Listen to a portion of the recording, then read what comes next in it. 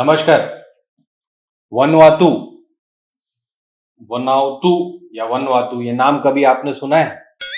किस जंगल, पहाड़, मछली, शेर, किसका नाम है ये? इसके बारे में मैं आपको आगे बताऊंगा, लेकिन ये जान लीजिए कि ये वनवातु की वजह से, वनावतु की वजह से आपको 15 लाख रुपए आपके अकाउंट में नहीं मिल रहे हैं। इससे पहले हम जानते हैं कि हर साल 1200 गुजराती, अमीर गुजराती अपना देश छोड़कर क्यों भाग रहे हैं। अभी लेटेस्ट रिकॉर्ड से पता चला है कि हर साल 1200-1500 गुजराती देश छोड़कर भाग जा रहे हैं। ये कहाँ जा रहे हैं? ये जाते हैं UAE, Canada, Australia, Greece, Portugal, Spain, इन सब जगहों पर जा रहे हैं, बट ज्यादातर यूएई जा रहे हैं। ये क्या करने जा रहे हैं वहां पर?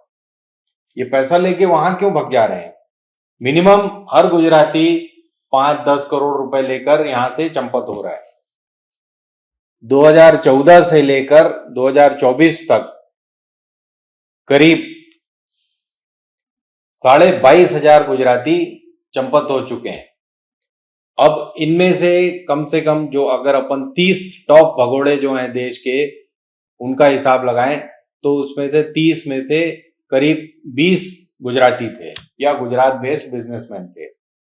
मेहुल चौकसी से लेके, ललित मोदी से लेके, मल्ल्या वल्ल्या, जितने भी नाम आते हैं, जो पैसे लेके शाहवाज जितने भी भागे हैं, उनमें सबसे ज्यादा मौजूद हैं गुजराती।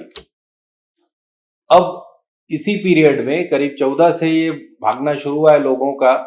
वो भागने से मेरा मतलब यहाँ ये भी है कि लोग देश छोड़ रहे हैं और अपना पासपोर्ट सरेंडर कर रहे हैं।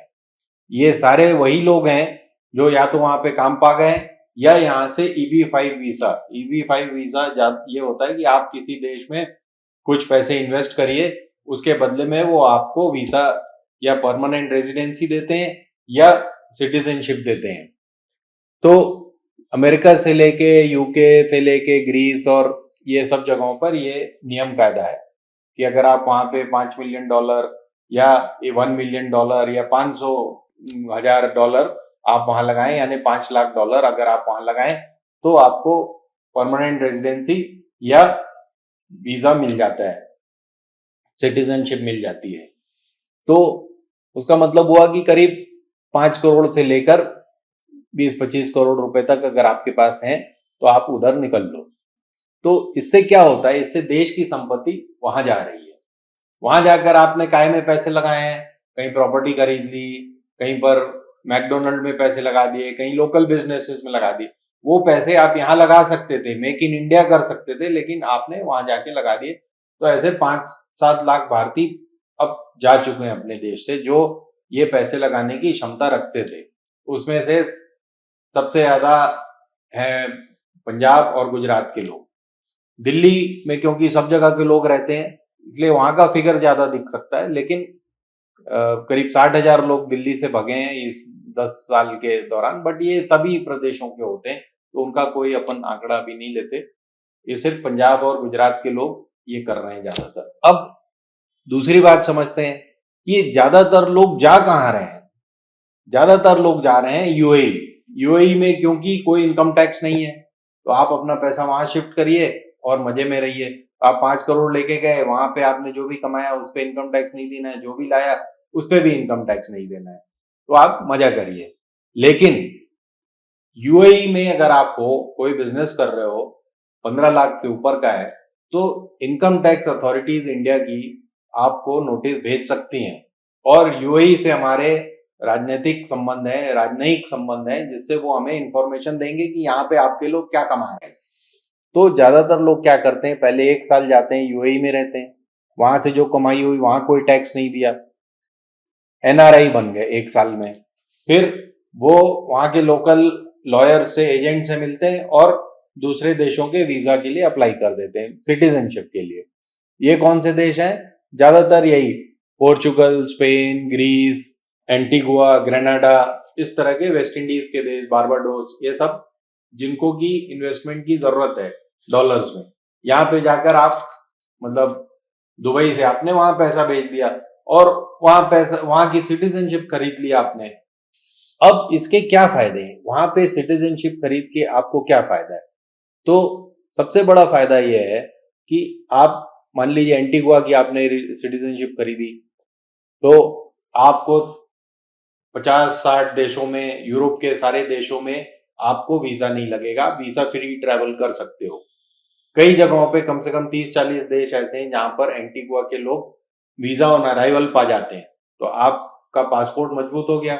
इंडिया के लोगों को तो ये अलाउड नहीं है, यूरोप आपको जाना है, अमेरिका जाना है, यहाँ तो लाइन में लग के वीजा लो, तो उससे आप फुर्सत पा गए। मान लीजिए आपने स्पेन की रेजिडेंसी ले ली, तो आप पूरे ईयू में, पूरे यूरोपियन यूनियन में ट्रैवल कर सकते हैं वीजा फ्री। पूरे शेंजन कंट्रीज यहाँ वहाँ जितने भी हैं, ये सब आप जगह पे ट्रैवल कर सकते हैं। आपका पासपोर्ट मजबूत हो गया। अब नियम यह है कि अगर आपने दूसरे कंट्री की सिटीजनशिप ले ली है या परमानेंट रेजिडेंसी ले ली है, तो आप अपना पासपोर्ट यहाँ पे सरेंडर कर दीजिए। तो ये जो फिगर्स मैं आपको बता रहा हूँ, ये जिन लोगों ने पासपोर्ट सरेंडर कर दिए हैं, लाखों भारतीय अभी भी बाहर रह रहे हैं। करीब ऐसा अंदाज है कि 2-2.5 मिलियन यानी 25-30 लाख यूएस में रह रहे हैं, 20-25 लाख इंग्लैंड में रह रहे हैं, इसी तरह कनाडा में करीब 40-50 लाख हैं, ऑस्ट्रेलिया में है 20-22 लाख। ऐसे पूरे देश में, पूरे विश्व में करीब 2-3 करोड़ भारतीय बाहर ही रह रहे हैं। अब आते हैं हम ये वनाउतु पे। इसका नाम भी आप ठीक से नहीं ले पाओगे। ये एक छोटी सी कंट्री है जो 1980 में फ्रेंच और ब्रिटिश ऑक्यूपेशन से आजाद हुई है। ये वनाउतु में सबसे आसान वीजा मिलता है, सबसे आसान सिटीजनशिप मिलती है। तो आप यूएई जाओ, उसके बाद वनाउतु में आप अप्लाई कर दो, वहां पे मिलती है ये $5 लाख में। $5 लाख हुए करीब 4 करोड़ रुपए। तो यहाँ से जो यूएई जाता है वो वहां पे तुरंत अप्लाई करवा देता है कि भैया मेरे को वनातू का पासपोर्ट दे दो, मैं तो वहां का सिटीजन। अब उसके क्या फायदे हैं? उसका सबसे बड़ा फायदा है कि आप आईटी के घेरे, ईडी के घेरे, ये सबसे बाहर आ गए।